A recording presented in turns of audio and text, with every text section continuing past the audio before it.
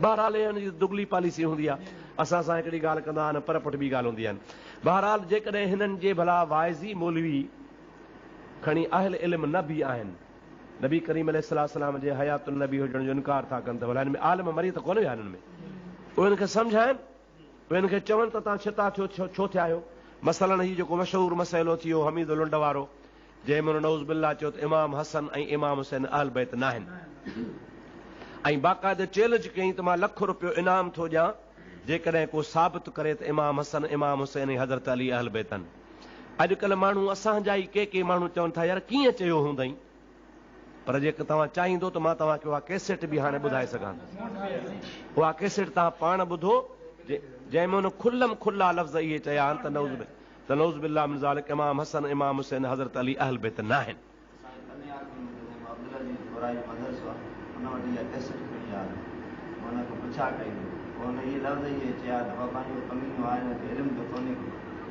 पर शाह अब्दुल्ला शाह वटि खणी विया, अब्दुल्ला शाह वटि कैसेट खणी विया। अब्दुल्ला शाह खे चयूं साईं हज़रत इमाम हसन हुसैन अहल बैत आहिनि, पर अब्दुल्ला शाह खणी भली देवबंदी हुजे भली वहाबी हुजे पर इल्म त अथसि न। त अब्दुल्ला शाह चयो बाबा इमाम हसन अहल बैत आहे, छो न अहल बैत आहे, इमाम हुसैन बि अहल बैत आहे, इमाम हसन बि अहल बैत आहे। त चई साईं हामिद साहब चवे थो त अहल बैत न आहिनि। चई न तव्हां आलमनि ते इल्ज़ाम था आणो, तव्हां आलमनि ते इल्ज़ाम था आणो, ईअं कोन्हे को। चइसि भला ॿुधो, बसि हुन देरी कान खे कढंदे खीसे में टेप में लॻाई, टेप में जो लॻाई त हुनजी बकवास बि थी आहे त ₹1,00,000 इनाम ॾींदुसि अहल बैत न आहिनि।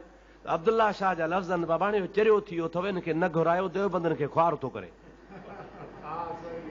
इहो हाणे देवबंदनि खे ख्वार थो करे, चरियो थियो, हिनखे न घुरायो। पर इन जे बावजूद बि उहे साॻी हुनजी ताईद कंदा था अचनि।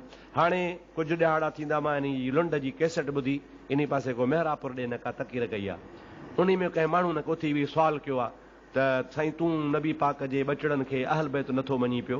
जी काथे केरु थो चवे मां अहल बैत मञा थो, मां रुॻो इहा ॻाल्हि कई आहे त क़ुरान में लिखियल कोन्हनि बाक़ी अहल बैत आहिनि। शाहपुर में बि शायदि कई, शाहपुर में बि ईअं चई त मां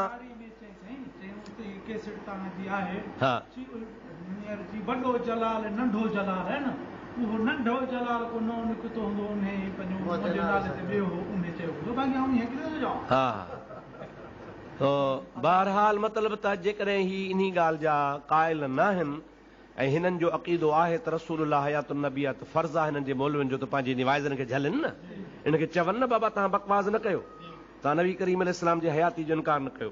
ताज़ो हाणे साईं मौलाना साहब जन खे ख़बर आहे सखर मां हिकिड़ो इश्तिहार शाया थियो आहे, शायदि तव्हां सखर वारनि खे ख़बर हुजे।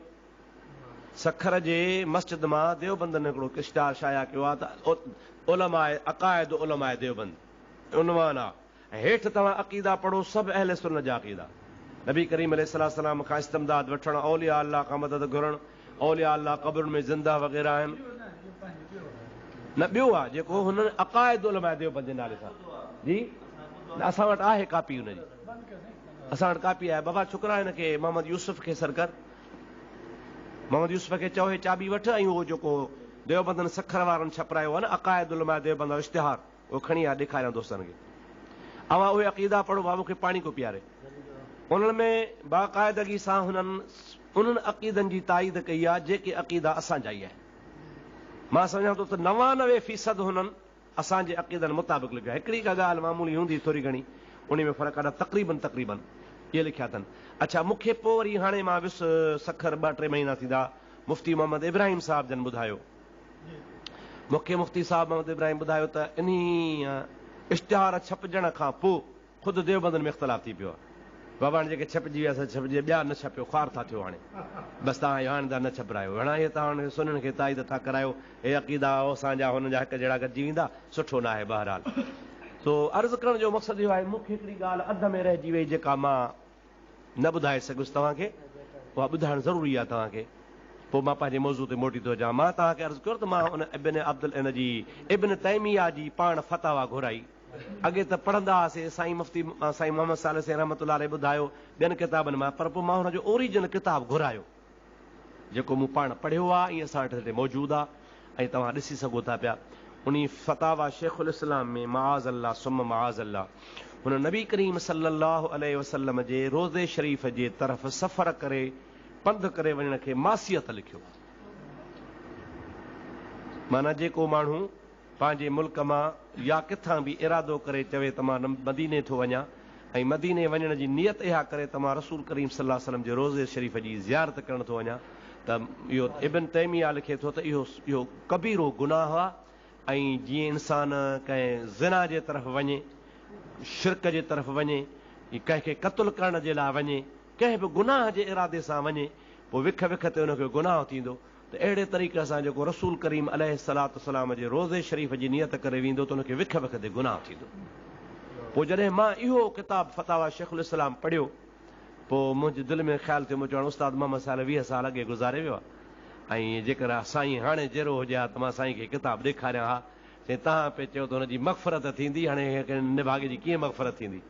तव्हां पाण फ़ैसिलो कयो त जेको रसूलुल्लाह सल्लल्लाहु अलैहि वसल्लम जो होॾो थो ताईद करे असारमल मसलूल अला शातिम रसूल, हुज़ूर जे ताईद में किताब थो लिखे, हेॾो वरी हुज़ूर जे लाइ हीअ थो लिखे त हुज़ूर जी तरफ़ सफ़र करे वञण जेको सो मासियत आहे। ऐं आम तरह सां देवबंदी जेके आहिनि से या औलिया अल्लाह जे मज़ारा ते वञण खां रोकण वारा या रसूलुल्लाह जे रोज़े ते वञण खां रोकण वारा हिकिड़ी हदीस पेश कंदा आहिनि, मां उन थोरी तशरीह कयां, इहो तव्हांजे ज़हन में वेझे दुरूद शरीफ़ बुलंद आवाज़ सां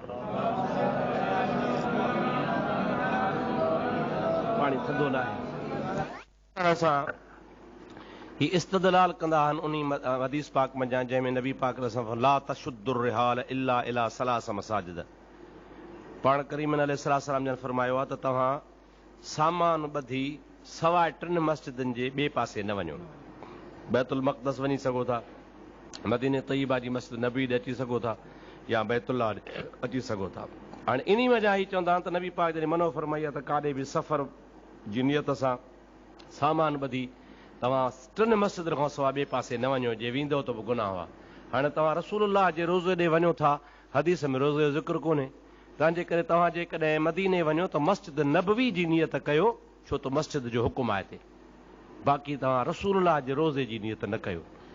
जेकॾहिं नियत कंदो त हदीस जे मनाफ़ी थी पवंदो। ऐं पोइ तव्हां मस्जिद नबवी जे ज़ियारत जे ज़िमन में हुज़ूर वटि हाज़िरी ॾियो त ॾेई सघो था, बसि। माना अॻु में मस्जिद नबवी, नियत में मस्जिद नबवी, इरादो मस्जिद नबवी जो हुजे, पोइ उते मस्जिद नबवी में हुज़ूर जी क़बर शरीफ़ गॾु आहे, पोइ उते वञी तव्हां जेकॾहिं हाज़िरी ॾियो त पोइ गुनाह न आहे। बाक़ी इरादो ई तव्हांजो हितां मस्जिद नबवी जो न हुजे ऐं इरादो रसूलुल्लाह जे रोज़े जो हुजे त पोइ इन हदीस जी रोशनी में नाजाइज़ आहे। इन जो जवाबु उलमा तमामु घणा जवाब ॾिना आहिनि, पर पहिरियों जेको जवाबु आहे जेको तव्हांखे सम्झ में अचणु खपे, सम्झी वञो त नबी पाक फरमायो ला तशुद्दुर रिहाल, हिते नफ़ी बीठी आहे, नही आहे, न ॿधो तव्हां सफ़र जे लाइ को तयारी जो सामान ॿधी तयारी न कयो, जेकॾहिं ॿधो त 3 मस्जिदनि ॾे ॿधो, ईअं न साईं। हाणे मतिलबु थियो त 3 मस्जिदनि ॾे तयारी करे वञिजे, बाक़ी ॿिए पासे न वञिजे। पोइ तव्हांजी माना इन हदीस जे रोशनी में त पोइ वापार ते बि न वञिजे, पोइ वापार बि हराम, छो त वापार ॾे बि माण्हू छा कंदो आहे, जो सामान थेला टड़ टपड़ ॿधी वेंदो आहे, या मिसाल तौर कंहिं माइटनि मिटनि सां मुलाक़ात जे लाइ वेंदो आहे, कंहिं शादी मुरादी ते वेंदो आहे, तव्हां ख़ैर जो तशरीफ़ वठी आया हो त पोइ कंहिंसां थेलो आहे, कंहिंसां छली आहे, कंहिंसां सामान जो बैग हथ में आहे, तव्हां सामान ॿधी, तव्हां त 3 मस्जिदनि खां साथ विचाई कंहिं ॿिए मतिलब लाइ, पोइ तव्हांजो अचण बि सफ़र मासियत जो थी पवंदो। हे राईवंड ॾे वञनि था पिया, हिते इहा इन पासे 3 मस्जिद मां कहिड़ी मस्जिद आहे, इहो 12 ई महीना माण्हुनि खे तलक़ीन कंदा आहिनि, बाबा हलो राईवंड नाला लिखायो हलो, त पोइ मूंखे ॿुधाए त पोइ त दुनिया जो को बि सफ़र जाइज़ कोन्हे को, बसि सिर्फ़ु 3 सफ़र जाइज़ थी पवंदा, पोइ को ॿियो सफ़र जाइज़ कोन्हे को। असल में इन हदीस जो अफ़सली मफ़हूम इहो आहे, महबूब करीम अलैहिस्सलाम सिर्फ़ु मसाजिद जी ॻाल्हि कई आहे, हिते ॻाल्हि छाजी आहे, मसाजिद जी ॻाल्हि आहे, त जेका शइ जंहिं जाइ ते शरई कानून मुताबिक़ मुक़यद हुजे त उनखे मुक़यद ई रखिणो पवंदो, उनखे आम न कबो आहे। आम आम हूंदो आहे, मुक़यद मुक़यद हूंदो आहे, ख़ासि ख़ासि हूंदो आहे। हिते रसूलुल्लाह सल्लल्लाहु अलैहि वसल्लम जेका ॻाल्हि कई आहे, असां मसाजिद जी ॻाल्हि कई आहे, त माना तव्हांजे जेकॾहिं दिलि में इरादो आहे त मूंखे घणो सवाबु थींदो यार सफ़र करे वञी बादशाही मस्जिद में निमाज़ पढ़ी अचां, इहो जाइज़ कोन्हे। घणो सफ़र थींदो सांगड़ जे जामे मस्जिद में निमाज़ पढ़ी अचां, इहो जाइज़ कोन्हे। कंहिं बि मस्जिद खे वधीक मुतबरक सम्झी ऐं ओॾे सफ़र करे न वञो, सवाइ 3 मस्जिदनि जे, जेकॾहिं तव्हांखे मुतबरक कंहिं मस्जिद खे सम्झी वञिणो आहे त 3 मस्जिदनि खे मुतबरक सम्झी वञो, बैतुल मक़दस वञो, मदीने पाक वारी मस्जिद ॾे वञो या बैतुल्लाह वारी मस्जिद ॾे वञो। मुतबरक सम्झी इन्हनि ॾे सफ़र कयो, बाक़ी ॿियनि मस्जिद ॾे बि सफ़र भली कयो, पर ॿियूं सभु हिकु जहिड़ियूं अथव। जहिड़ी मस्जिद शाहपुर चाकर जी, तहिड़ी मस्जिद अजमेर शरीफ़ जी, को फ़र्क़ु न आहे।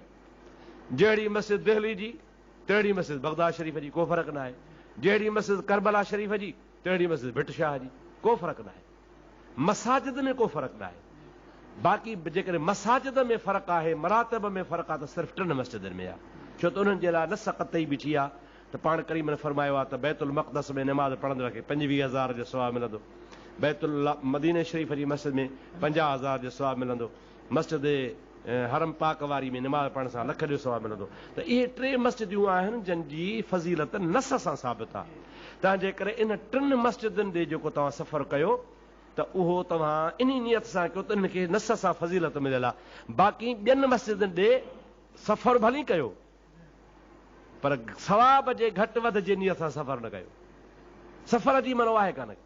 इन हदीस पाक में बि सफ़र जी मनो कान्हे त सफ़र तव्हां न कयो। पोइ इन हदीस मां इस्तदलाल वठण त रसूलुल्लाह जो रोज़े सफ़र न कयो बिल्कुलु ग़लति आहे। हालांकि फ़िक़ह जे किताबनि, फ़क़ीहनि, आलिमनि, पाण मुक़लिद आहियूं। फ़िक़ह जे सभिनी आलिमनि नबी करीम अलैहिस्सलाम जे किताबुल हज में ऐं बाबुल ज़ियारात में नबी करीम अलैहिस्सलाम जी ज़ियारत खे तमामु वॾो तक़र्रुब वारी वॾी फज़ीलत वारी इबादत लिखियो आहे, सवाबु लिखियो आहे, हेतिरी फज़ीलत आहे। ऐं बाक़ाइदे नबी पाक अलैहिस्सलाम जूं हदीसूं बि थियूं आहिनि, मनज़ार क़बरी वजबत लहू शफ़ाअती, मन हज फलम यज़ुरनी फ़क़द जफ़ानी। जंहिं शख़्स हज कयो ऐं मुंहिंजी ज़ियारत ते न आयो उन मूं ते ज़ुल्म कयो। अहिड़े तरीक़े सां तमामु घणियूं हदीसूं आहिनि जंहिंजी नबी पाक अलैहिस्सलाम जे रोज़े शरीफ़ ते हाज़िरी जी फज़ीलत उन मां साबित आहे। पर इब्न तैमिया जो इहो मसलक मां तव्हांखे ॿुधायो जेको मूं पंहिंजे हाणे अखियुनि सां पाण पढ़ियो, उन खां पोइ मूंखे हैरत लॻी। इन खां पोइ हिन जो इस्तिवा अलल अर्श वारो अक़ीदो आहे त जीअं क़ुरान शिवायत कीअं आहे फी सित्तत अय्यामिन सुम्मस्तवा अलल अर्श, सुम्मस्तवा अलल अर्श। अलाह ताला न आसमान जहान ज़मीन खे 6 ॾींहंनि में पैदा कयो, उन खां पोइ आसमान ते वेठो। इब्न तैमिया खां कंहिं पुछियो त कीअं वेठो, पोइ माण्हुनि खे बाक़ाइदे उथी बीही ऐं कुर्सीअ ते वेहर ॾेखारे त ओ हीअं वेठो अलाह साईं। हा, उहो बाक़ाइदे उथी वेठी हीअं अलाह साईं वेठो। ऐं चए थो जेको इन अक़ीदे इस्तिवा अलल अर्श खे इन तरीक़े सां नथो मञे सो मुस्लमान ई न आहे। इहो इस्लाम जे ज़रूरी ऐं बुनियादी अक़ीदनि मंझि आहे। तव्हां जेकर ईअं मञिणो खपंदो त अलाह ताला ईअं अर्श ते वेठो आहे। सो जा तमामु जा पुछड़े खां पुछड़ा अक़ीदा आहिनि, तमामु गंदे खां गंदा अक़ीदा। इब्न के शागिर्द आहिनि जो इब्न क़य्यिम जो शागिर्द आहे, इब्न कसीर बि जो शागिर्द आहे, तफ़सीर इब्न कसीर वारो, अल बिदाया व निहाया वारो। पर इब्न क़य्यिम में हिकिड़ी खूबी आहे त इब्न क़य्यिम जो जेको नज़रियो आहे उहो मोतदिल नज़रियो आहे। सुननि सां बि ठहियो वेठो आहे, उस्ताद खे बि नथो छॾे पियो। हा, हुनजा जेके मतिलबु त अक़ीदा आहिनि इब्न क़य्यिम जौज़िया जा, उहे तमामु मोतदिल अक़ीदा आहिनि। उन मोतदिल अक़ीदनि में हू पंहिंजे उस्ताद जी बि ताईद करे थो, पर अहले सुन्नत वल जमात जे अक़ीदनि जी बि तमामु घणी ताईद थो करे। हिकिड़ो साईं वटि हिकिड़ो किताबु आहे, हा, उन किताब में हुन जेका अस्सलामु अलैका अय्युहन नबी सीगे ख़िताब जे बारे में ॻाल्हि लिखी आहे, मां सम्झां थो असांजे कंहिं सुन्नी बरेलवी आलिम कान लिखी आहे।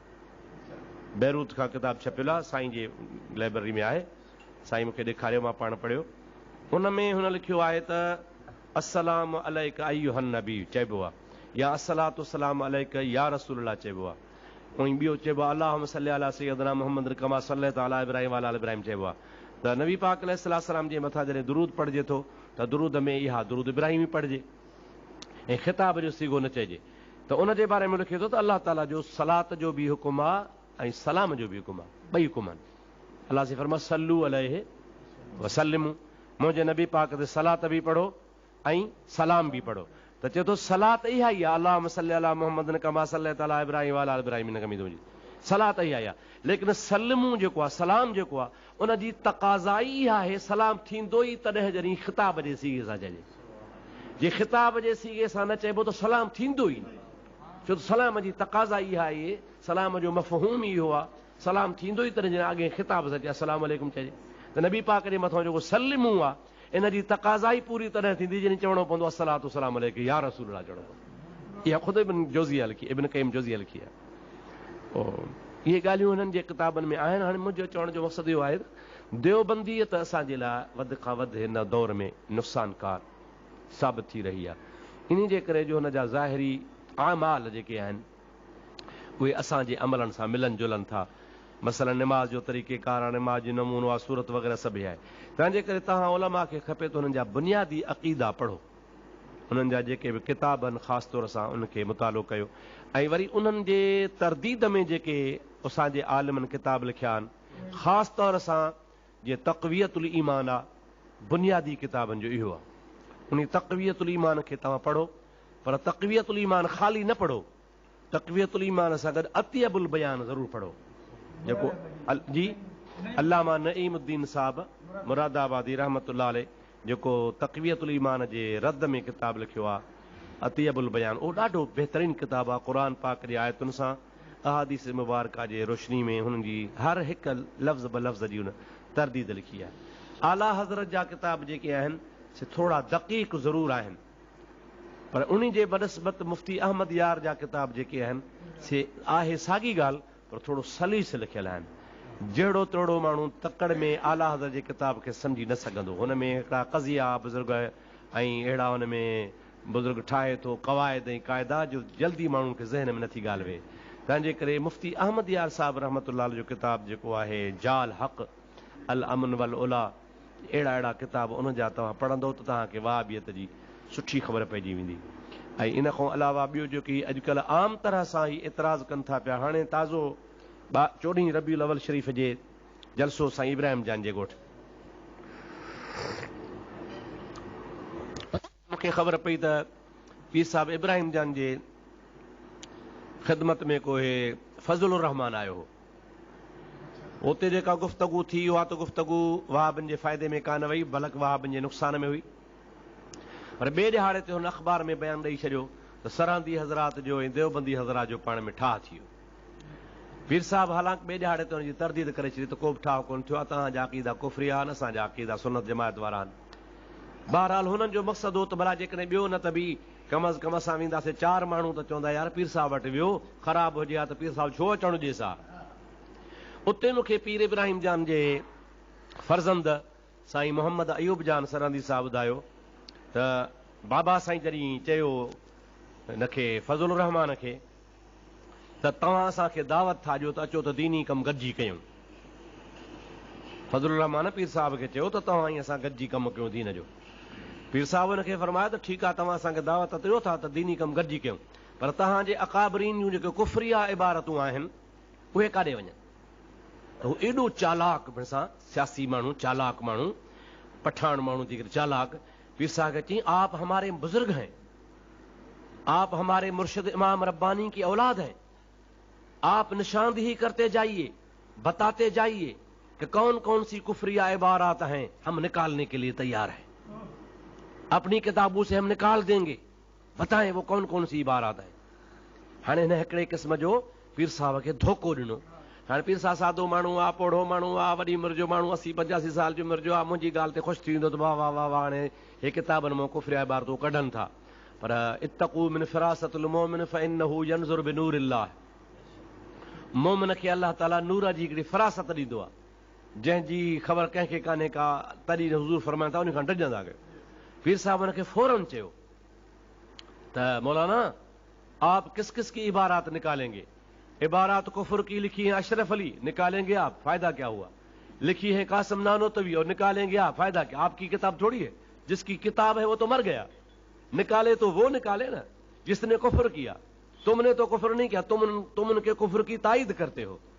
जो लिखने वाले वो मर गए, वो अभी तक लिखी हुई हैं, अब उनकी पुरानी लिखी पराई किताब से, मेरी किताब से आप कैसे निकालेंगे? बस पो चुप थी वियो, कुझु पुछो कोन। पोइ इन विच ते हिन ख़ालिद सूमरे ॻाल्हायो, सही। पोइ मौलाना अहमद रज़ा जो बीबी आशा सिद्दीक़ा रज़ी अल्लाह ताला अन्हा जे बारे में गंदा शेर चया आहिनि। आला हज़रत जे मथां हुन तोहमत कई त आला हज़रत बीबी आशा सिद्दीक़ा जे लाइ गंदा शेर हदाए के बख़्शिश 3 हिसो देवबंदनि छपरायो आहे, जंहिंमें उहे शेर आहिनि ऐं उहे आला हज़रत ॾे मनसूब कया अथनि। हालांकि उन्हनि जी तरदीद थी चुकी आहे, रुॻी तरदीद हिंदुस्तान में कान थी आहे, बल्कि अॼु खां 15 साल अॻे मां बि करे छॾी आहे। तव्हां ख़बर हूंदी सैफ सिकंदरी जंहिंजो पढ़ियल हूंदो उन ज़हन में हूंदो त मां सैफ सिकंदरी में बिल्कुलु लफ़्ज़ ब लफ़्ज़ तरदीद हुनजी कई आहे पर पीर अयूब जान चयो जॾहिं हुन इहे लफ़्ज़ चया त आला हज़रत बि आशा सिद्दीक़ा जे बारे में अचे त पोइ मां वटि जवाबु कोन हो पोइ मां चयोमांसि अफ़सोस जहिड़ी ॻाल्हि आहे हिकिड़ो दफ़ो न मूंखे यादि आहे मां 2-3 दफ़ा तव्हांखे सैफ सिकंदरी ॾिनी तव्हां शायदि पढ़ो कोन था तव्हां पढ़ो कम अज़ कम उन पढ़ण खां पोइ पंहिंजे ज़हन में त विहारियो तुंहिंजो जवाबु कहिड़ो आहे अलहमदुलिल्लाह तव्हां जेके अॼुकल्ह जदीद दौर जा इतराज़ वहाबी कनि था तक़रीबन आम तरह सां त उहे बि तक़रीबन असांजे सिंधी किताब सैफ सिकंदरी में बि मौजूदु आहिनि तक़रीबन सभिनि जा जवाब आहिनि जेकॾहिं ॿिया तव्हां किताब नथा पढ़ी सघो त इहे बि ज़रूरु पढ़ो त उन में तव्हांखे तरदीद मालूम थींदी ख़ालिद महमूद ॻाल्हायो अयूब जान सां पोइ वरी जॾहिं ख़ालिद महमूद एतिराज़ कयो त मूंखे पीर अयूब जान ॿुधायो त उहो एतिरो चालाक फज़ल रहमान हुनखे बाक़ाइदे डांटियईं खबरदार चुप करो हज़रत साहब के सामने बहस न करो चुप करो एतिराज़ न करो बाक़ाइदे मरूब करण जे लाइ त असांखे हज़रत साहब जो अदब चुप करो हज़रत साहब के सामने मत बात करो अदब करो पोइ ख़ालिद रुॻो हिकिड़ो अखर ॻाल्हाए पोइ चुप कराए छॾींसि चवण जो मक़सदु इहो आहे त हुनजो हुनखे जवाबु ॾियनि हा न मौलाना अलाह वरायो साहब तक़रीबन अॼु खां 2 महीना अॻु में मूं वटि आया ऐं मूंखे चयोसीं हे वाह बि एतिराज़ कनि था शादातपुर में वॾो शोर आहे पोइ चयोमांसि मुंहिंजी पहिरीं ॻाल्हि आहे त तव्हां सैफ सिकंदरी में हुनजा जवाब पढ़ो पर जे भला सैफ सिकंदरी वारो जवाबु अञा बि तव्हांखे नाकाफ़ी थो नज़र अचे त ख़ुदि जंहिं किताब खे पेश था कनि उन किताब में ई जवाबु आहे त साईं मूंखे चयो त उन किताब में कीअं जवाबु आहे मुंहिंजो किताबु ॾिसो मां किताबु घुरायो त हदाक बख़्श किताब मूं वटि आयो हाणे ख़ुदि उन किताब खे ॾिसण सां किताब में ई जवाबु आहे उहो कीअं जवाबु आहे त मथां उनवान क़ाइमु थियल आहे हज़रत आयशा सिद्दीक़ा रज़ी अल्लाह ताला अन्हु के फ़ज़ाइल में अशआर आला हज़रत शेर चवंदो आयो आहे जॾहिं उहे आला हज़रत शेर पूरा कया आहिनि उन खां पोइ वरी हेठि ॿी नई सुर्खी आहे जंहिं ते लिखियो पियो आहे अलाहिदा आहे साईं जल्दी हरूफ सां हेॾनि वॾनि अखरनि सां लिखियो पियो आहे अलाहिदा माना हाणे हेठियो उनवान ई जुदा आहे हा उहो अलाहिदा लिखियो पियो आहे ऐं बाक़ाइदे सुर्खी आहे उन सुर्ख खां पोइ हेठि शेर आहिनि ऐं उहे शेर आहिनि जेके मुस्लिम शरीफ़ में हिकिड़ियूं 6 औरतूं जंहिं शेरनि जो ज़िक्र ईंदो आहे मुस्लिम शरीफ़ में बि हदीस पाक आहे उन मुस्लिम शरीफ़ में उन बाक़ाइदे रसूलुल्लाह जे हदीस में मुहद्दिसिन किराम बयानु कयो उन शेर आहे औरतुनि जा उन्हनि शेरनि जो आला हज़रत तर्जुमो भले आला हज़रत कयो आहे त बि गुनाह कोन कई जेके ॿिए कयो आहे त बि गुनाह कोन कई उन में अलाहिदा लिखियो पियो आहे माना उन आशा सिद्दीक़ा सां को ताल्लुक़ ई वास्ते सां कोन्हे हाणे इहे सभु ॻाल्हियूं माण्हू ज़हन में रखंदो तॾहिं त ज़हन में ईंदियूं न हाणे तकी इन मोसियो ते मां तव्हांजे आॾो तक़रीबन दुनिया असांजे हिन में हिंदुस्तान ऐं पाकिस्तान में मज़हबी फ़िरक़ेबाज़ी जी तारीख़ ते ऐं हुनजे बुनियादी अक़ीदनि ते ऐं असबाब ते मां तव्हांजे आॾो काफ़ी कुझु तक़रीबन 1.5 कलाक खनि ॻाल्हाए चुको आहियां हाणे नमाज़ असर जी टाइम थियण वारो आहे अधु कलाक खनि अञा आहे इन सिलसिले में जेकॾहिं तव्हांखे फर्दन को बि सुवालु करिणो हुजे कहिड़ो बि क़िस्म जो इन अक़ीदनि मुतालिक़ अॼु तव्हां देवबंदियत जे बारे में सुवालु कयो पोइ सुभाणे वरी शियत जी खलल आईंदासीं वरी शीयनि जे बारे में वरी इंशाअल्लाह ताला ॿियनि मज़हबनि जे बारे में हाणे हिन महिल जेकॾहिं तव्हांखे को बि जेके बि दोस्त वेठा हो अधु कलाक तव्हांखे वक़्फ़ो ॾियूं था इन सवालनि जो त उन तव्हांजे दिलि में जेको बि सुवालु हुजे अक़ाइद मुताबिक़ उन मुतालिक़ तव्हां भली पुछो त पोइ उन बारे में तशरीह कंदा रहो अब चांहि जो कोप हिकिड़ो मूंखे बि ॾिजो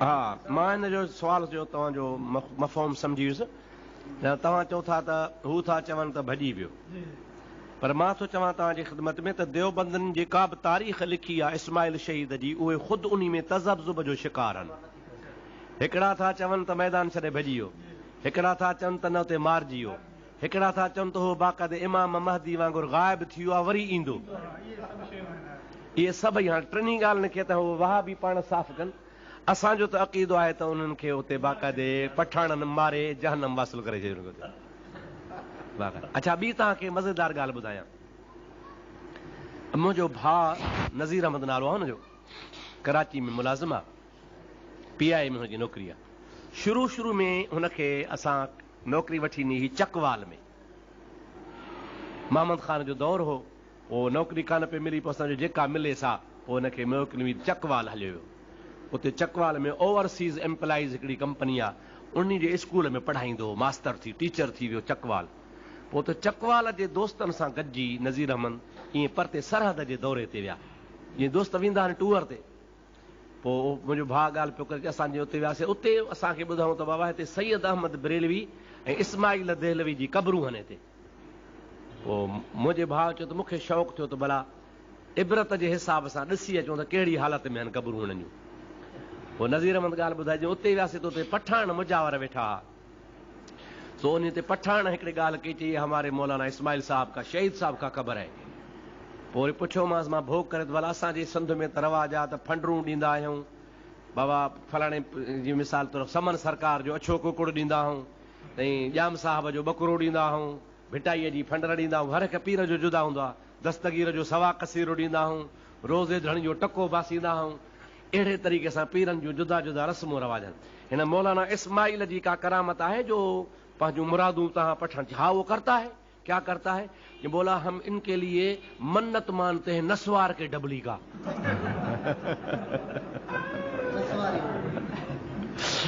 जी असां नस्वार जी बास बासींदा आहियूं त असांजो कमु थिए, मौलाना साहिब नस्वार थो कढी वेंदा। पोइ जो हाणे बि मलाइक नस्वार था वञनि पिया।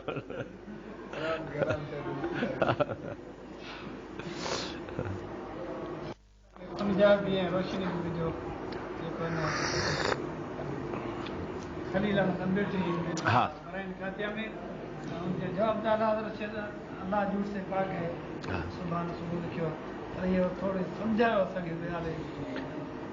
थोरा लफ़्ज़नि तव्हां सम्झी सघो था। हिकिड़ो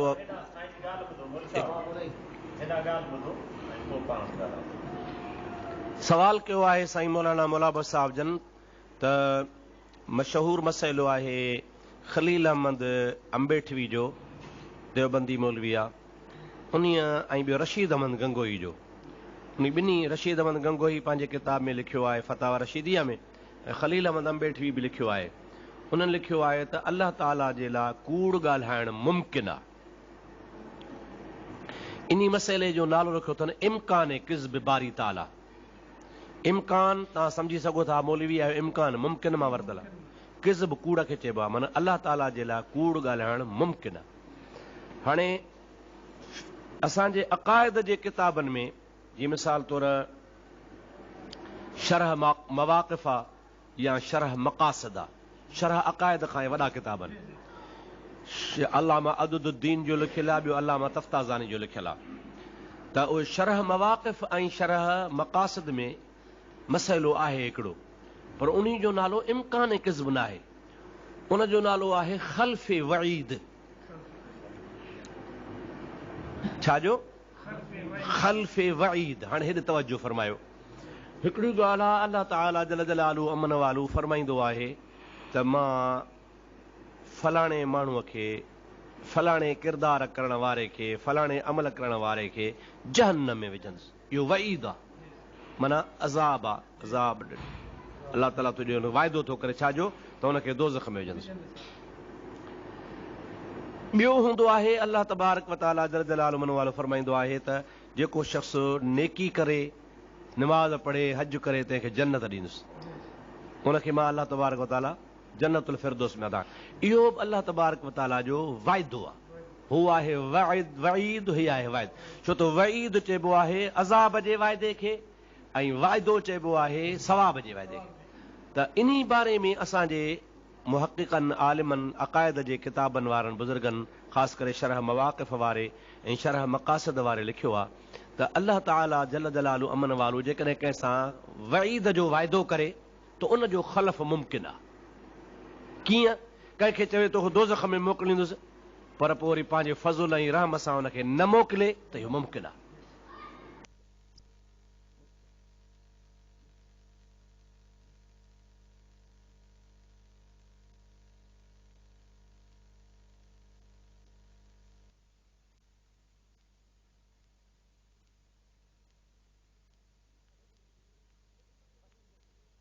वईद खे इम्कान किज़्ब कोन सॼो, माना देवबंदी था चवनि, ॾिठो न अल्लाह ताला वाइदो कयो त मां तोखे दोज़ख में मोकिलींदुसि। इहो अल्लाह ताला वाइदो कयो।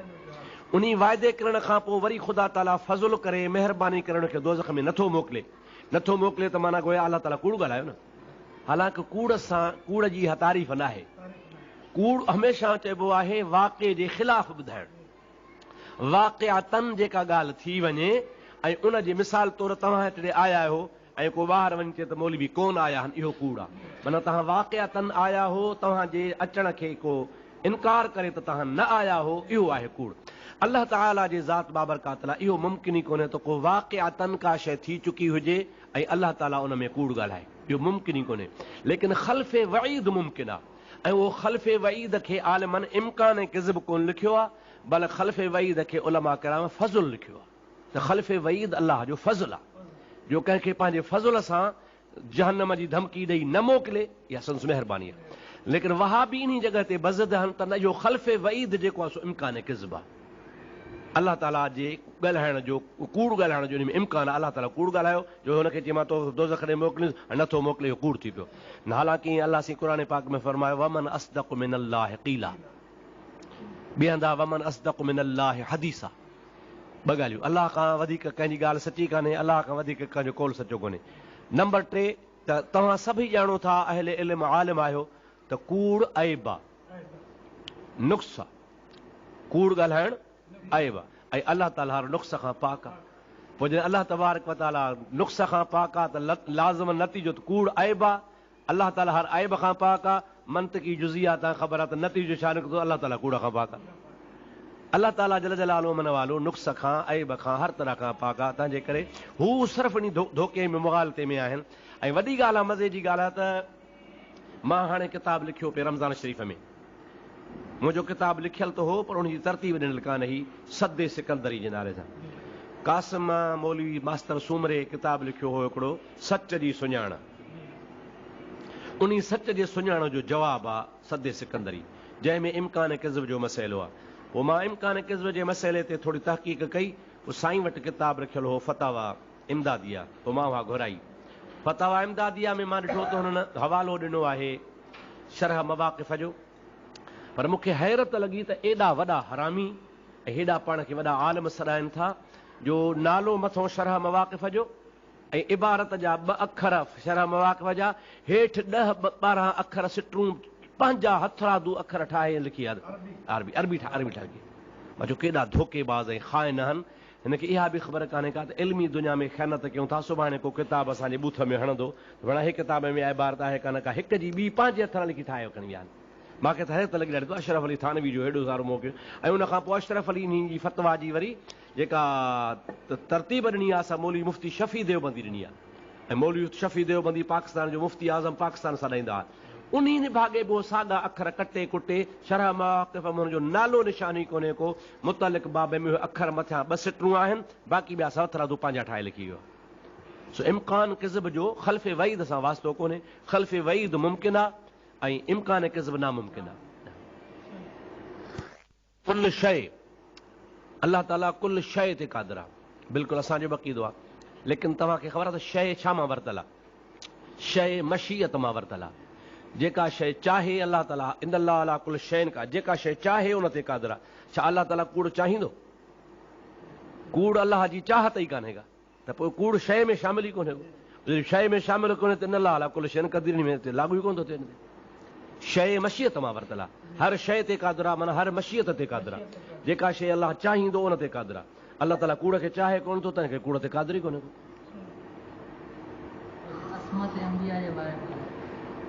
अलाह ताला जा नबी मासूम आहिनि, सगीरनि खां कबीरनि खां, नबूअत खां अॻे बि त नबूअत खां बाद में बि। नबी ते सहव जाइज़ आहे, लेकिन सहव ऐब न आहे। उन सहव जो ताल्लुक़ नबूअत जे मक़ाम सां न हूंदो आहे। सहव जो ताल्लुक़ बशरीयत सां हूंदो आहे, बशरी अवार ज़ात सां। मिसाल तौरु नबी करीम अलैहिस्सलाम जी ज़ात बाबरका जो ॾंद बि शहीद थी पियो, लेकिन इहा बशरीयत सां ताल्लुक़ रखे थी।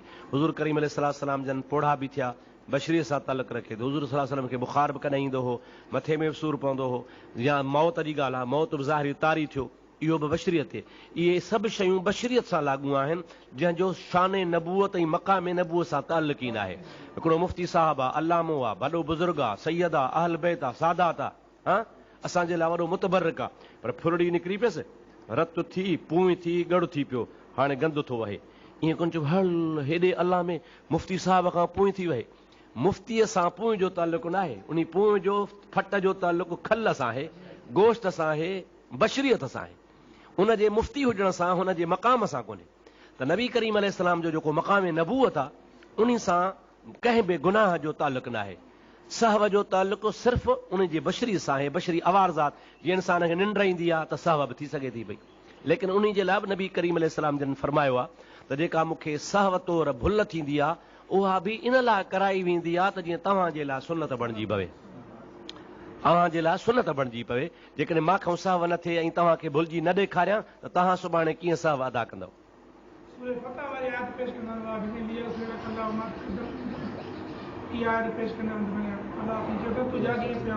उनजो तर्जुमो जेको आहे सो आला हज़रत इहो ई कयो आहे त अलाह तबारक व तआला तुंहिंजे करे तुंहिंजनि अॻियनि पोयनि जा गुनाह माफ़ फरमाया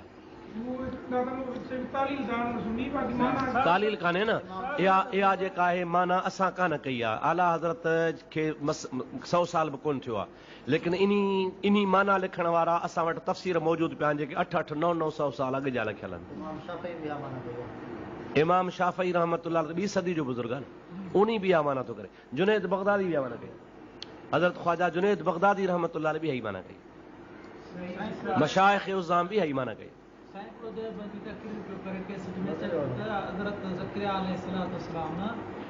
अल्लाह ताला खां पनाह न घुरी वण खां पनाह घुरी तंहिंजे करे ख़ुदा अहिड़ो कमु कयोसि कट खां इहो नबी जी तौहीन आहे त माज़ अल्लाह जे नबी जे मथां तोहमत लॻाई वई अल्लाह ताला फरमाईंदो आहे वलनबलवन्नकुम बिशैइन मिनल खौफ वल जूअ व नक़्सिन मिनल अमवाल वल अनफुस वल अमवाल वस्समरात ऐं ॿी बुखारी शरीफ़ जी मशहूरु हदीस पाक आहे जंहिंमें नबी पाक सल्लल्लाहु अलैहि वसल्लम जन फरमाईंदा आहिनि त ख़ुदा तबारक व तआला सभ खां वधीक इम्तिहान ऐं आज़माश नबियनि ते आणींदो आहे माना वॾे खां वॾी भला वॾे खां वॾी इम्तिहान जी आज़माश जेका ईंदी आहे सा नबियनि ते सुमल अमसल फल अमसल उन खां पोइ जीअं बाद जीअं वार तबकावार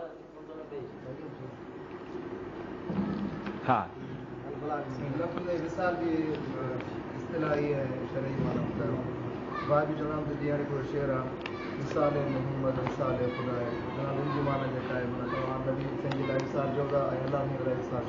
हिते मिलण मुलाक़ात माना जेको अलाह सां नबी सां मिलियो सो अलाह सां मिलियो जीअं अलाह साईं फरमायो मन युतिइर रसूल फ़क़द अता अल्लाह पहिरीं ॻाल्हि आहे त विसाले मुहम्मद विसाले ख़ुदा आहे इहो न आला हज़रत जो शेर आहे न कंहिं असांजे मुहक़िक़ आलिम जो कंहिं नात ख़ान चई छॾियो आहे पोइ नात ख़ान जे शेरनि जा असां जवाब छो ॾींदा वठूं पर हाणे पंहिंजा पाण में वेठा आहियूं त असां चऊं था त लफ़्ज़ इहो ग़लति कोन्हे जीअं वयूं ते रसूल फ़क़द अता अल्लाह जे रसूल जी ताबेदारी कई त अलाह जी ताबेदारी कई विसाले मुहम्मद विसाले ख़ुदा अलाह सां मिलियो नबी सां मिलियो नबी सां मिलियो अलाह सां मिलियो हीअ आहे सिमा तव्हां सां जेको सखर वारनि अक़ीदनि जे लाइ पियो चयो मथो लिखियो पिया अक़ाइद उलमाए देवबंद लिखियो पिया अहले सुन्नत वल जमात हीअ ॾिसो अल बलाग देवबंदनि जे इहे सिंध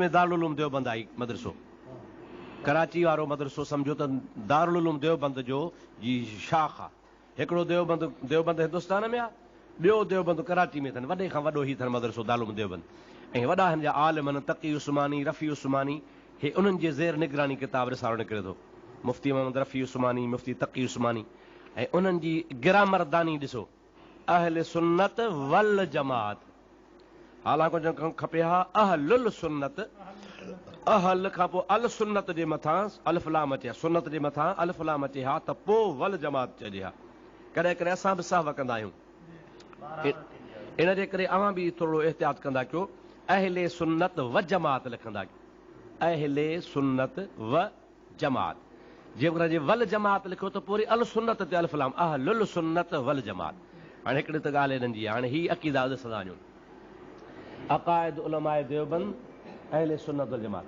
ज़ियारत रोज़े पाक पहरो अक़ीदो उन्वान ॾिनो अथई लिखे थो त सैयदुल मुरसलीन के रोज़े पाक की ज़ियारत करना बहुत बड़ा सवाब है बल्कि वाजिब के करीब है अगरचे सफर करने और जान माल खर्च करने से नसीब हो माना तोड़े सफर करे वञणो पए त बि वाजिब खपे नंबर 2 सफर मदीने मुनव्वरा سفر مدینہ منورہ کے وقت حضرت کی زیارت کی نیت کرے اور ساتھ ہی مسجد نبوی اور دیگر مقامات کی بھی نیت کرے تو بہتر ہے کہ خالص قبر شریف کی نیت کرے، کیونکہ اس میں آپ علیہ السلام کی تعظیم زیادہ ہے۔ من رگو رسول اللہ جی قبر جی زیارت کرے ونے تب صحیح ہے۔ نمبر 3، فضیلت روزہ اطہر، زمین کا وہ حصہ جو جناب رسول اللہ صلی اللہ علیہ وسلم کے اعضاء مبارکہ کو مس کیے ہوئے ہے سب سے افضل ہے، یہاں تک کہ کعبہ اور عرش و کرسی سے بھی افضل ہے۔ وسیلے کا حکم، دعا میں انبیاء علیہ السلام اولیاء کرام کا وسیلہ جائز ہے، ان کی حیات میں بھی اور وفات کے بعد بھی۔ مثلا یوں کہے یا اللہ میں بوسیلہ فلان بزرگ کے دعا کی قبولیت چاہتا ہوں، یہ جائز ہے۔ اچھا، زیارت روضہ پاک، آپ صلی اللہ علیہ وسلم کی قبر شریف کے پاس حاضر ہو کر شفاعت کی درخواست کرنا اور یہ کہنا بھی جائز ہے کہ حضرت میری مغفرت کی شفاعت فرمائیں۔ سما صلاۃ و سلام ہی مزیدارہ، اگر کوئی شخص حضرت کی قبر مبارک کے پاس سے صلاۃ و سلام پڑھے تو اس کو آپ علیہ الصلاۃ والسلام خود بنفس نفیس سنتے ہیں، اور دور سے پڑھے ہوئے صلاۃ و سلام کو فرشتے آپ صلی اللہ علیہ وسلم تک پہنچاتے ہیں۔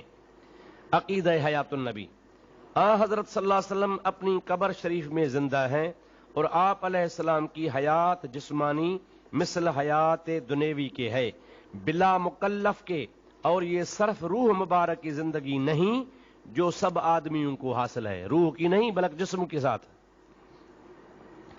زیارت روزہ اطہر کا طریقہ، یہ تو بہتر یہ ہے کہ روزے پاک کی زیارت کے وقت حضرت کے چہرے مبارک کی طرف منہ کر کے کھڑا ہو، اور یہی حکم دعا مانگنے کا ہے۔ حالانکہ اتے نجدی جے کن سے چوندا تو پٹھی ڈئی دعا کرو، پر دیوبندی چوندا تو نہ پٹھی بھی نہ جو، حضور اڈے منہ بھی کیو ऐं دعا بھی حضور اڈے منہ کرے پو کرو۔ عرض اعمال یعنی حضور وٹ عمل کیئں پیش تھیندا، حضرت صلی اللہ علیہ وسلم اور تمام انبیاء علیہ السلام اپنی قبروں میں زندہ ہیں، نماز پڑھتے ہیں، آپ علیہ الصلوۃ والسلام پر امت کے اعمال پیش کیے جاتے ہیں، صلاۃ والسلام پہنچایا جاتا ہے۔ صلاۃ والسلام پہنچنے کا مطلب یہ ہے کہ فرشتے آپ علیہ السلام کو اطلاع دیتے ہیں۔ عقیدہ نبوت و رسالت، حضرت صلی اللہ علیہ وسلم اور تمام انبیاء علیہ السلام وفات کے بعد بھی اپنی قبور مبارکہ میں اسی طرح حقیقتا نبی اور رسول ہیں جس طرح وفات سے پہلے ظاہری حیاتی مبارک میں تھے۔ عظمت سید المرسلین، حضرت صلی اللہ علیہ وسلم تمام مخلوق سے افضل ہیں، اللہ تعالیٰ کے نزدیک سب سے بہتر ہیں، اللہ سبحانہ و تعالیٰ سے قریب ہیں، کوئی شخص آپ علیہ السلام کے برابر رتبے میں نہیں ہو سکتا۔ آپ علیہ السلام تمام انبیاء و رسول علیہ السلام کے سردار اور خاتم ہیں۔ عقیدہ ختم نبوت، حضرت صلی اللہ علیہ وسلم خاتم النبیین ہیں، آپ علیہ السلام کے بعد کوئی نبی نہیں، جو اس کا منکر ہے وہ کافر ہے۔ تکفیر مرزائیت، جب مدعی نبوت مسیحیت قادیانی نے نبوت و مسیحیت کا دعویٰ کیا اور حضرت عیسیٰ علیہ السلام کے اٹھائے جانے کا منکر ہوا اور اس کا خبیث عقیدہ اور زندیق ہونا ظاہر ہوا، تو ہمارے مشائخ نے ان کے کافر ہونے کا فتویٰ دے دیا۔ توہین رسالت کفر ہے، جو شخص اس کا قائل ہو، ہی بدو، جو شخص اس کا قائل ہو کہ نبی علیہ السلام کی تعظیم ہم پر اتنی ہے جتنی بھائی کی ہے یا چھوٹے بھائی کی پر بڑے بھائی کی ہوتی ہے، تو ہمارے نزدیک دائرہ اسلام سے خارج ہے۔ یہ فتویٰ تو خود لگی وئی ان جے متا اسماعیل دہلوی متا دیوبندن نے پانچ کتاب میں لکھی ہے، فتویٰ بنن جی قہر درویش بر جان درویش، جان درویش جو قہر درویش جے متھے دے۔ علوم نبویہ کی وسعت، حضرت صلی اللہ علیہ وسلم کو تمام مخلوقات سے زیادہ علوم عطا ہیں، مخلوق میں سے کوئی بھی آپ علیہ السلام کے علمی مرتبے تک نہیں پہنچ سکتا، نہ مقرب فرشتہ نہ نبی رسول۔ آپ صلی اللہ علیہ وسلم کو اولین و آخرین کا علم عطا ہوا، لیکن اس سے یہ لازم نہیں آتا آپ علیہ السلام کو ہر وقت ہر چیز کا علم ہے، وہ ڈنڈی مارے ویو ہر وقت علم نہیں آہے سجے جہان کا علم۔ اچھا ہاں ہن میں لکھے تو تمام مخلوق سے علم زیادہ ہے، شیطان مخلوق ہے یا خالق ہے؟ پر ہن خود کتاب میں لکھا شیطان جو علم رسول جو علم کا وسیع ہے، مانا انہی مطابق پانچے فتوا سے پانا کافر دیا۔ علوم نبویہ کی توہین کفر ہے، جو شخص اس کا قائل ہو کہ فلاں کا یعنی مثلا شیطان کا علم آپ علیہ السلام سے زیادہ ہے، وہ کافر ہے۔ پہری فتوا ڈبی اشرف علی تھانوی تے پہری فتوا ڈبی ونی تھی اسماعیل دہلی تے جن پاڑ چیوا نعوذ باللہ نبی کریم علیہ السلام کے وسعت علمی کون سی نص سے ثابت ہے؟ شیطان کو تو یہ وسعت علمی نص سے ثابت ہے۔ اگتے لکھے تو فضیلت درود پاک، حضور صلی اللہ علیہ وسلم پر درود شریف کی کثرت مستحب نہایت موجب ثواب ہے، افضل ہے، اور افضل وہ درود ہے جس کے لفظ آپ صلی اللہ علیہ وسلم سے منقول ہیں۔ ذکر رسول، وہ تمام حالات ہاں میلاد کے بارے میں تو چوے، وہ تمام حالات جن کا حضور کے ساتھ ذرا سا بھی تعلق ہے ان کا ذکر نہایت پسندیدہ اعلیٰ درجے کا مستحب ہے، چاہے آپ علیہ السلام کی ولادت مبارکہ کا ذکر ہو یا کسی اور حالت کا ذکر ہو۔ حالانکہ فتاوی رشیدی میں لکھا ہے تو کوئی بھی میلاد جائز نہیں، صرف قرآن پڑھا جائے، صحیح روایت سے میلاد کی باتیں بتائی جائیں پھر بھی ناجائز ہے، اتنے ناجائز اور ہتے جائز۔ انبیاء علیہ السلام کی نیند، حضرت صلی اللہ علیہ وسلم اور اسی طرح تمام انبیاء علیہ السلام کا نیند سے وضو نہیں ٹوٹتا، کیونکہ نیند میں آپ علیہ السلام کی طرف آنکھیں مبارک سوتی ہیں، آپ کا دل مبارک نہیں سوتا۔ انبیاء علیہ السلام کے خواب، انبیاء علیہ السلام کے خواب بھی وحی کے حکم میں ہوتا ہے۔ آپ علیہ السلام کا ارشاد ہے رویا الانبیاء وحی، کہ نبیوں کے خواب بھی وحی ہوا کرتے ہیں۔ آپ صلی اللہ علیہ وسلم کا معجزہ، حضرت صلی اللہ علیہ وسلم نماز میں پشت کی جانب ویسا ہی دیکھتے تھے جیسا سامنے کی طرف دیکھا جاتا ہے، ہوڈو لکھن تھا حضور کو دیوار کے پیچھے کا پتہ نہیں۔ آپ علیہ السلام کا ارشاد ہے صفوں کو سیدھا کرو کیونکہ میں تمہیں اپنے پیچھے سے بھی دیکھتا ہوں۔ تقلید کا مسئلہ، اس زمانے میں ائمہ اربعہ میں سے کسی ایک کی تقلید کرنا واجب ہے، اور ہم اور ہمارے مشائخ تمام اصول و فروع میں حضرت امام ابو حنیفہ کے مقلد ہیں۔ بیعت کی ضرورت تو ہمارے نزدیک مستحب ہے۔ انسان جب عقائد کی درستی اور شرع کے مسائل ضروریہ سے فارغ ہو جائے تو ایسے شخص کی اس کو بیعت کرنا شریعت میں ضروری ہے جو راسخ العقیدہ ہو اور دنیا کے ساتھ رغبت نہ کرتا ہو، آخرت کا طالب ہو۔ روحانیت سے استفادہ، تو مشائخ کی روحانیت سے استفادہ درست ہے، مشائخن جے روحانیت ماں فائدو طلب کرن صحیح ہے، اس طریقے سے جو اس کے اہل اور خواص کو معلوم ہے، نہ اس طریقے سے جو عوام میں رائج ہے۔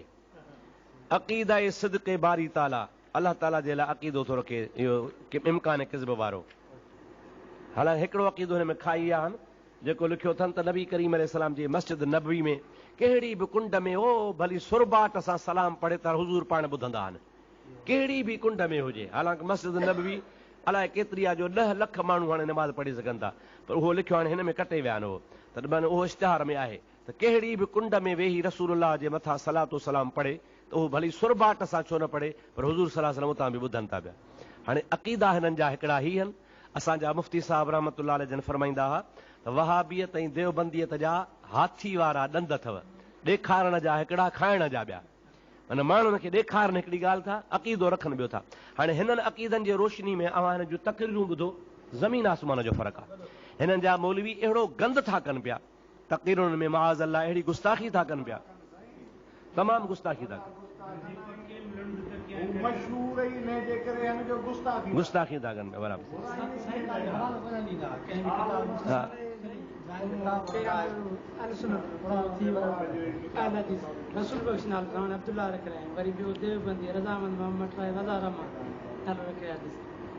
हाँ से हुनजो अक़ीदो ई कोन कि अल्लाह जी न का बख़्शिश, रसूल जी न का बख़्शिश खपे, न को मोहम्मद करीम जी रज़ा खपे, इन एक रज़ा मोहम्मद बिन नथा रखंदा। सही आहे।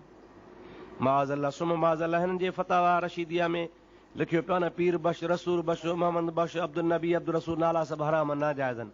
हालांकि ख़ुदि जेको हिन जो मौलवी रशीद अहमद गंगोही जो नानो हो ऐं ॾाॾो हो, हिकिड़ो नालो पीर बख्श हो, ॿियो जो नालो फरीद बख्श हो। ॾाॾे जो ऐं नाने जो नालो रसूल फरीद बख्श ऐं पीर बख्श, ऐं उनजो पोटो ऐं ॾोहिटो फ़तवा जे नाजाइज़ नाला आहिनि, हराम आहे शिरक। अजीब जहिड़ा। ऐं ख़ुदि मौलवी कासिम नानोतवी जो उस्ताद ममलूक अली, ममलूक अली, अलीअ जी मिल्कियत, माना बानो ई अलीअ जो। हाणे ममलूक अली कासिम नानोतवी उस्ताद आहे, उनजो नालो उस्ताद जो इहो वारी शागिर्द पियो फतवा वञण शिरक थी वियो, नाजाइज़ थी वियो।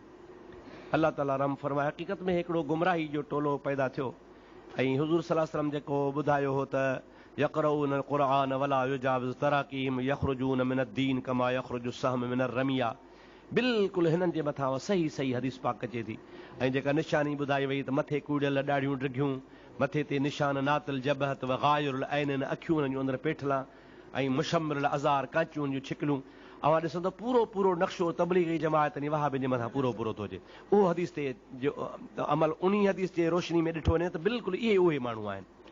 आम तरह सां मां किथे किथे जॾहिं अहल हदीसनि जी तरदीद हूंदी आहे त मां ॿुधाईंदो आहियां त वाक़ई इहे अहल हदीस आहिनि, पर ईअं न सम्झो त अहल हदीस माना हदीस ते आमिल आहिनि। अहल हदीस माना हदीस वारा, माना कहिड़ी हदीस वारा? ओ उन हदीस वारा जंहिं हदीस में रसूल हिन जा निशान ॿुधाया आहिनि। पोइ इहा हदीस वरी पढ़ी ॿुधाईंदो आहे त हुज़ूर पाक वटि आयो, हुज़ूर खे चई इंसाफ़ कर, पोइ हज़रत उमर चयो अथई क़तलु थो कयांसि, पोइ हुनजा पार पता बुखारी शई ऐं मुस्लिम शरीफ़ जेके ॿुधाइनि त मथो कूड़ियल हुयुसि, ॾाढी ड्रिघी हुअसि, मुछूं पट लॻियूं पियूं, मथे ते निशान हो, अखियूं पेठला हुयूं, कांच मथे छिकियल ई। मुंहिंजो अहल हदीस मां ओ उन हदीस वारा जन हदीस में रसूल जा निशान ॿुधाया। मां इहा हदीस ॿुधाई शहदादपुर में, वॾो जलसो थियो त अहल हदीसनि जे रद में, बुरड़ा पाड़े में। पोइ वरी मुंहिंजे जलसे खां पोइ पंजाब खां हिकिड़ो वॾो मौलवी अहल हदीस घुरायो तरदीद लाइ। साईं मौलवी अलाह जे बकौल त उहो मथो हणी बीठो, तरदीद न करे सघियो। ॿियूं हेॾो होॾो जूं ॻाल्हियूं कई, पर मुआरी इन रिवायत जी तरदीद न करे सघियो, न ॿुधाए सघियो। बार बार चवनि पियासीं उस मुफ़्ती वाली बात की तरदीद करो, का तरदीद न करे सघियो। और हदीस वारा वारा बराए जो उहा हदीस जंहिं में रसूल तव्हांजा निशान ॿुधाया आहिनि, असां मञूं था तव्हां बराबरि अहल हदीस आहियो, माना तव्हांजी रसूल हदीस में निशान ई कई आहे न, हेड़ा हूंदा इन तरह सां अहल हदीस आहिनि। अलाह ताला खां दुआ आहे अलाह ताला तव्हां असांखे अमल जी तौफ़ीक़ अता फरमाए, बद मज़हबनि बद फ़िरक़े वारनि खां बचाए। तव्हां कोशिशि कयो पंहिंजे मुताले खे वसी कयो। ऐं मां हिकिड़ी तव्हांखे ख़ासि आख़िरी ॻाल्हि अर्ज़ु करे छॾ, उहा तव्हां ज़रूरु यादि कजो। शागिर्द बि वेठा आहिनि खिपरे वारा, मौलवी त कोन आया, पंहिंजे पारां शागिर्द मोकिलिया अथनि, महिरबानी हुननि जी वरी बि, पर तव्हां शागिर्दनि जे जज़्बे खे बि शाबस आहे जेके सिखणु आया आहिनि। हाणे अव्हांखे हिकिड़ी मां उस्तादनि खे, मौलवियुनि खे, सभिनी शागिर्दनि खे अपील कंदुसि, उहा मुंहिंजी यादि कजो। कंहिं बि मौलवीअ जी ॿुधल ॻाल्हि जलसे में न ॿुधाईंदा कयो। भली मां अब्दुल रहीम खां तव्हां ॿुधो, पर तव्हां जेसीं ताईं उहा ॻाल्हि पंहिंजे अखियुनि सां कंहिं किताब में पढ़ो न, तेसीं ताईं तव्हां न ॿुधाईंदा कयो। इन में इनशा अलाह ताला तव्हां कॾहिं बि ख़ता न खाईंदव, ऐं कॾहिं बि तव्हां खां इनशा अलाह ताला मुखालिफ़ तव्हांखे धोखो ॾेई न सघंदो। अव्हां जेका बि ॻाल्हि कयो, महफ़िल में कयो, कचहरी में कयो, वाइज़ में कयो, ख़ुतबे में कयो, कंहिं बि मौलवीअ जी ॿुधल ॻाल्हि न कयो। जंहिं बि किताब में हुजे कम अज़ कम किताब ते कोशिशि कंदा कयो, मुतालो करे पढ़ी ॾिसी ॿुधाईंदव। इनशा अलाह ताला क़ुर पाक जी आयत जो मफ़हूम बि पाण ॾिसी पको कंदा कयो, हदीस पाक जो मफ़हूम बि पाण पुतका कयो। ॿियो बि को बि हवालो कंहिं बि किताब जो हुजे, ईअं न चओ त मुफ़्ती साहिबु चयो मां ॿुधाए छॾियां, न, मुफ़्ती साहिबु ॿुधायो आहे मुंहिंजी जवाबदारी आहे, मां ॿुधाईंदुसि। बाक़ी मुंहिंजी ॿुधी ॻाल्हि तव्हां कंदव, तव्हां अलाए कहिड़े बयान सां कंदो, सुभाणे माण्हू पकड़ कंदासीं अब्दुल रहीम तूं जवाबु ॾे, हाणे तव्हांजा मां जवाबु कोन ॾींदो कंदुसि। तंहिंजे करे बहितर ईअं आहे त अव्हां पंहिंजी ॻाल्हि पाण रासिख़ रखंदा कयो। तव्हां मूंखां हवालो वठो, ऐं तव्हांखे ॾेखारींदुसि, तव्हांजी तसली थी पवे, उहो वधीक बहितर आहे। ख़ैर हाणे वीचारो वाइज़ी माण्हू आहे, पर उहा तव्हां आलिम आहियो, तव्हांखे इहा मतिलबु गुज़ारिश आहे, इन में तव्हांखे फ़ाइदो थींदो इनशा अल्लाह ताला। अल्लाहुम्मा सल्ली अला सय्यदना मुहम्मद व आलिहि व अस्हाबि वसल्लम। ऐं मुंहिंजा अल्लाह पंहिंजे हबीब जे सदके असांखे अमल बा अमल नसीब फरमा, इल्म ते अमल जी तौफ़ीक़ नसीब फरमा। या अल्लाह पंहिंजे मसल के मुहज़्ज़बा ते इस्तिक़ामत नसीब फरमा, हक़ ऐं नाहक़ जो सुञाणप जी तौफ़ीक़ अता फरमा। या इलाहुल आलमीन पंहिंजे प्यारे हबीब जे सदके असांजे दीनी अदारनि खे ताक़याम तरक़ी नसीब फरमा। या इलाहुल आलमीन असांजे आलिमनि खे, शागिर्दनि खे इल्म बा अमल नसीब फरमा। बिबरकत इन्नल्लाह व मलाइकतहू युसल्लूना अलन नबी या अय्युहल्लज़ीना आमनू सल्लू अलैहि व सल्लिमू तस्लीमा। अल्लाहुम्मा सल्लि अला सय्यिदिना मुहम्मद व आलिहि वसल्लम। سبحان ربک رب العزت عما یصفون وسلام علی المرسلین والحمد للہ رب العالمین.